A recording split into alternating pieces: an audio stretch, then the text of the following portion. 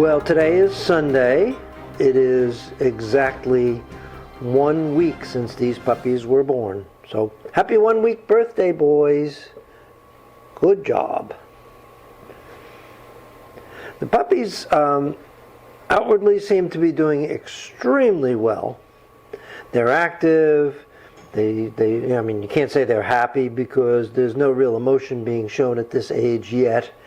They're very, very bonded already. You can see they've got their little heads together there. When they lie down and they're sleeping, they like to kind of, we call it the X pattern. They like to lie across one another. I'll show you some pictures we took of that. Sometimes Sherlock is on top, and sometimes Watson is on top. But that's their favored position for sleeping. Other than when Apple is in the box, they will cuddle up against Apple, and that really keeps them nice and warm. Of course, we do have a heating element, and there is a space heater, which I think I showed you in a previous video, that keeps this area quite warm. Not to mention the fact that we have a nice fire going in our wood-burning stove that keeps the whole room pretty warm. We've been continuing with the socialization, and one of the things I'm trying, which I haven't really done too much in the past, is surfaces. When puppies get to be a few weeks old, I like to have them experience walking on different surfaces. This is what we generally call a woolly, and that's because it has a woolly texture to it. And so I put this woolly down, and I'm giving them the opportunity to walk, and well, not really walk, to crawl on top of the woolly and just kind of get themselves accustomed to a different surface. We have had some rough patches I'd like to tell you about. Apple, why don't you say hello to everybody? Turn around, the camera's back there. Say hello, Apple, right there. Say hi. I'd like to kind of fill you in on what's been happening. There's been quite a bit of work. Now, while I'm doing that, little Watson here has been crying his little head off. I don't know if he misses his mother or his brother, but I'll let him cry a little bit so you can hear what he sounds like. Look at his eyes. In any case, I believe if you saw one of the older videos, you know that Apple's milk was not flowing very freely, and we went through some special protocols to get it flowing. The protocol basically consisted of round the clock every few hours, giving tiny mini doses of oxytocin by injection, followed by warm compresses on the mammary glands, followed by putting the puppies on to nurse, or manually stimulating the mammary glands, but we do a lot better when we put the puppies on to nurse. Yeah, let me put you in a different position, and you get used to that.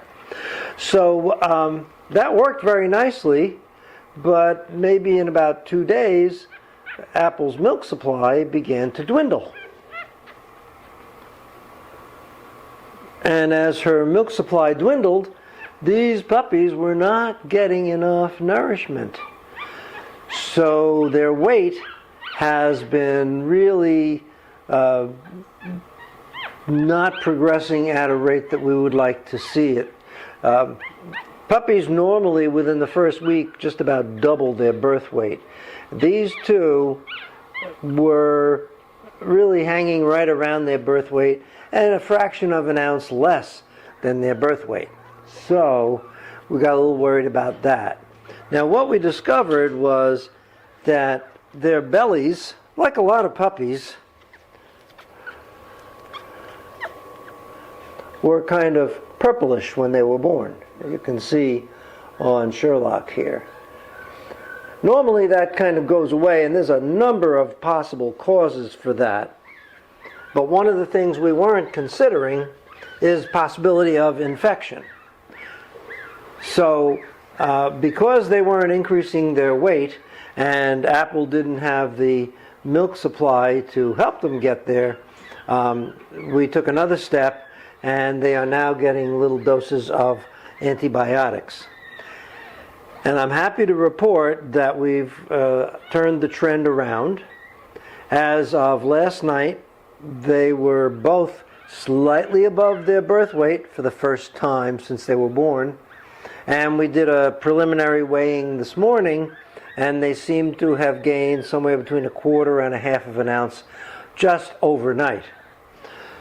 So we're going to continue to give them formula. That's a homemade formula. It's got some fabulous ingredients, and they can live on that. But of course, it's preferential if we can get them to nurse off of Apple. So we're also taking a few steps still to try to increase Apple's milk production. And I hope to see them continue to increase in weight, to get better, and pretty soon, I mean, they've only been on antibiotics for like a day and a half, but I'd like to see that purplish hue on their tummy go away and make positively sure that they don't have any kind of infection.